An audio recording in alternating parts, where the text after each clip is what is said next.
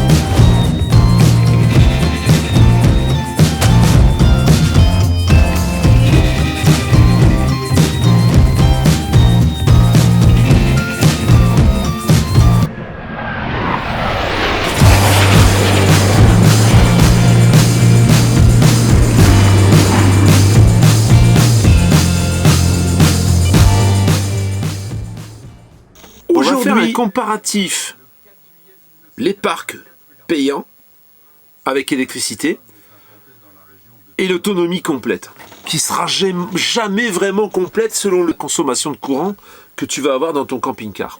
Donc tu as deux possibilités. La tendance, si tu veux vivre dans ton camping-car en France, elle est plutôt au parc, au camping-car parc, au camping, aux emplacements réservés au camping-car. En plus, on va arriver à l'été là bientôt, puis on va encore se rendre compte qu'il y a encore plus de camping-cars qu'avant.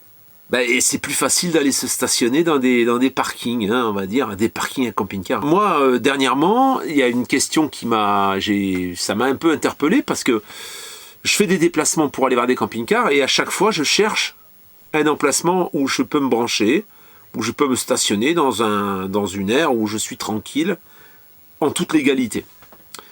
J'essaie de prendre cette habitude. Et donc, en se branchant au courant, forcément, il n'y a pas besoin d'autonomie, puisque je suis branché. En roulant, c'est pareil. Tu roules en camping-car, ton camping-car, tes batteries se rechargent. Si tu roules régulièrement, l'autonomie, tu l'as en fait.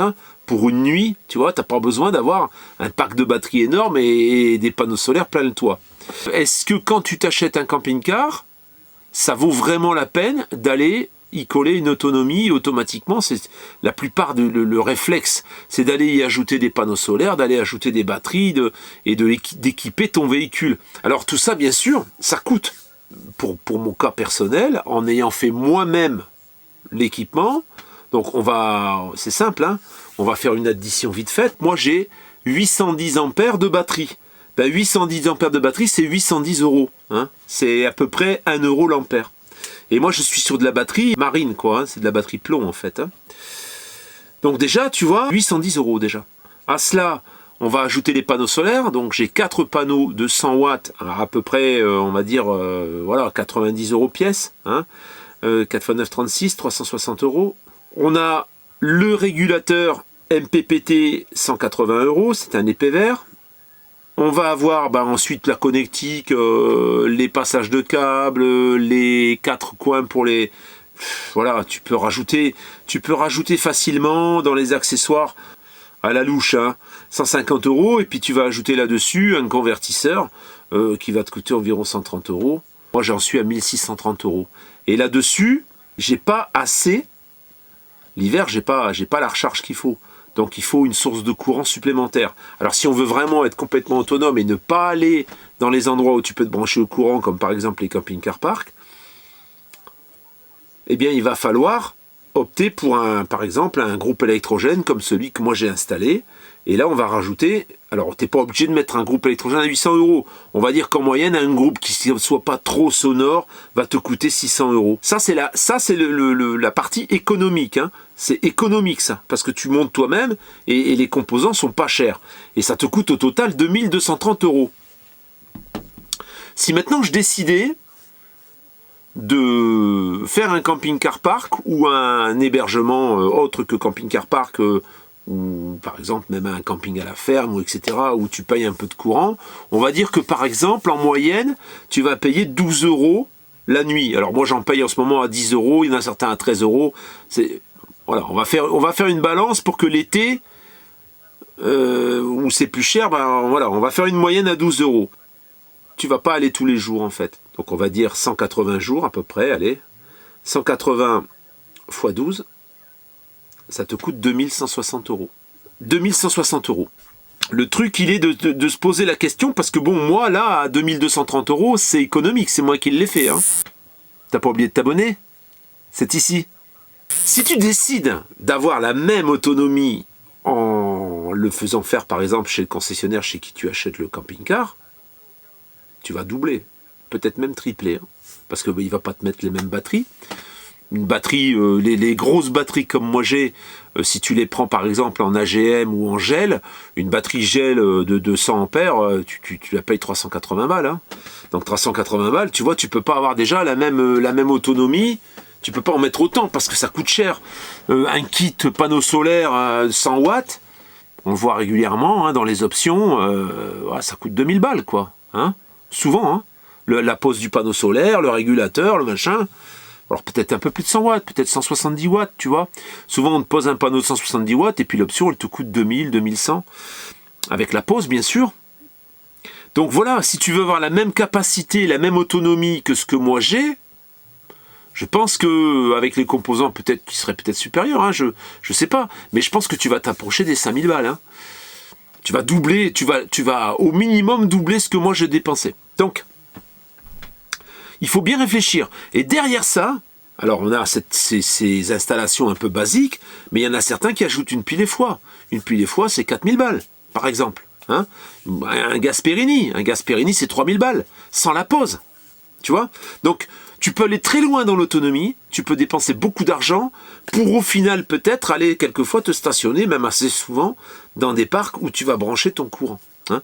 Donc voilà, je pense que si même tu voyages et tu roules souvent, que tu roules pas quasiment tous les 2 jours, bah tes batteries elles se rechargent toutes seules sans avoir besoin de panneaux solaires. Je pense que raisonnablement, en tenant compte de la situation, tu pars sur une partie de camping-car park ou une partie de parc payant. Hein, voilà, ça peut être Flot Bleu, il y en a plein hein, aujourd'hui. 2 fois ou 3 fois par semaine, par exemple, et réduire l'autonomie en courant à quelque chose de raisonnable. Hein, ça veut dire privilégier les batteries, donc mettre un peu plus d'argent sur les batteries, parce qu'en fait, si tu as plus de capacité en batterie, au moment où tu te branches, tu vas pouvoir stocker beaucoup plus de courant.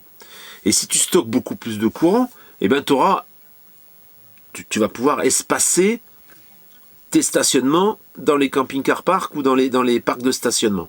Parce que c'est vrai que si par exemple, tu as 2 fois 225 ampères, tu as 450 ampères dans ton véhicule, que tu n'es pas un fou de la télévision et de l'internet ou de l'ordinateur, ben, tu peux tenir. Hein. Moi, en fait, en capacité, l'hiver, donc en jonglant avec mes batteries du fond, en faisant des petites recharges journalières, j'arrivais à tenir jusqu'à 10 jours, en ayant quelquefois un peu de... J'ai quand même un peu de recharge, parce que malgré tout, les panneaux chargent quand même un petit peu l'hiver. Hein.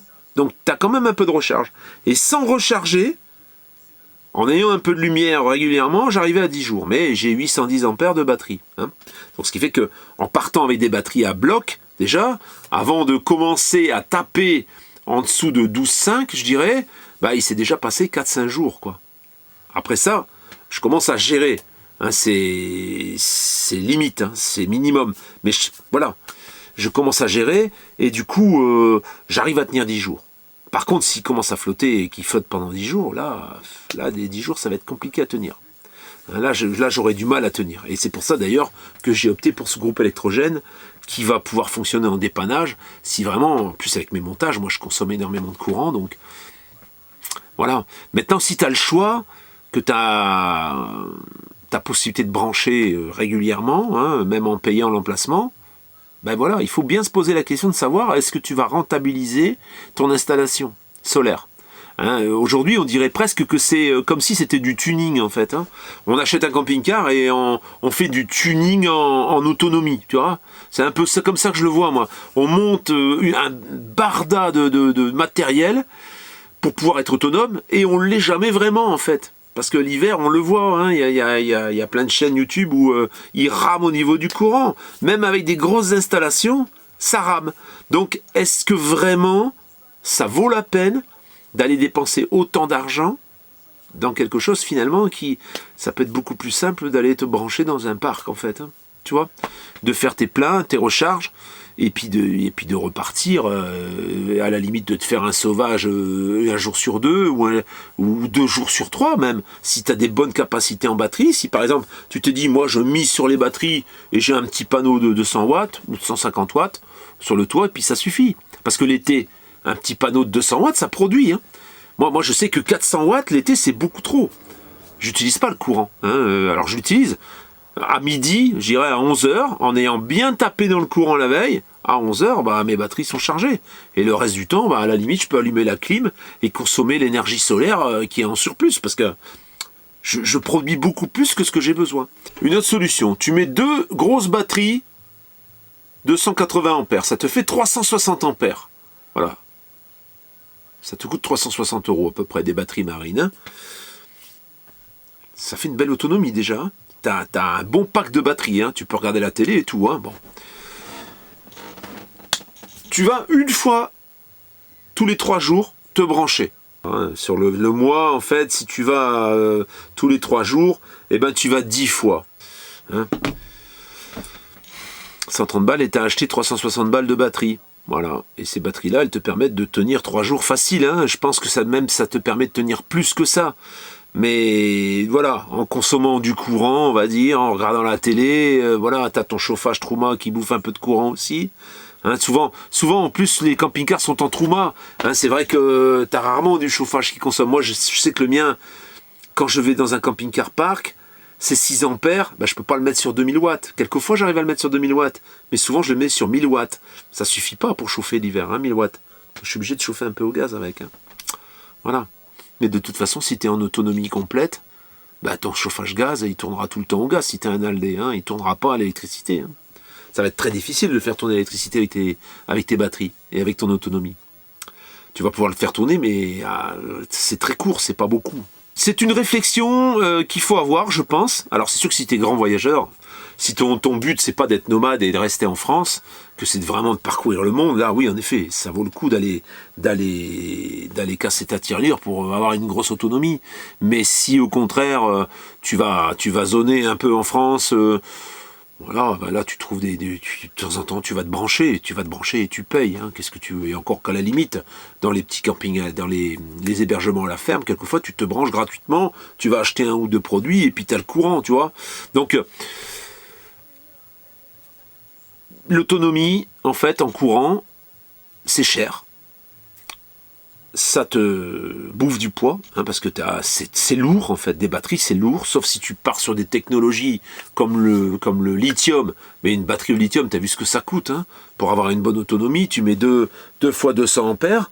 Une 200 ampères, ça vaut 1600 balles, quoi, hein, une bonne batterie. Donc, tu t'en mets rien que pour les batteries, tu t'en mets déjà pour 3200 balles. Après, tu as les panneaux, tu as le régulateur, tu as tout le barda que tu vas ajouter derrière. Voilà. Je suis désolé parce que il y a peut-être une année ou 2 ans en arrière, j'ai parlé de l'autonomie, j'ai montré ce que moi j'avais fait, mais je dis pas que c'est des conneries ce que j'ai dit. Hein. Je dis que aujourd'hui, est-ce que je ferai la même chose avec la nouvelle tendance en fait? Avec la tendance qu'on connaît aujourd'hui, du stationnement qui va devenir compliqué de toute façon, qui est déjà compliqué, mais ça va s'amplifier. C'était la pensée du jour. Alors aujourd'hui, il n'y a pas Eva parce que je suis à Charolles en fait.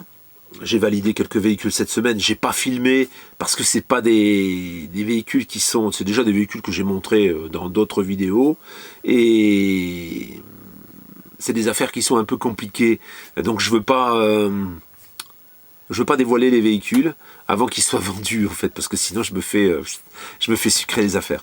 Donc voilà, du coup j'ai pas filmé, hein, je suis allé à Cahors, j'ai fait un petit trip mais j'ai rien filmé du tout.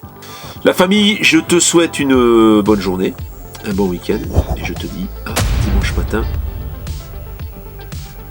À dimanche matin.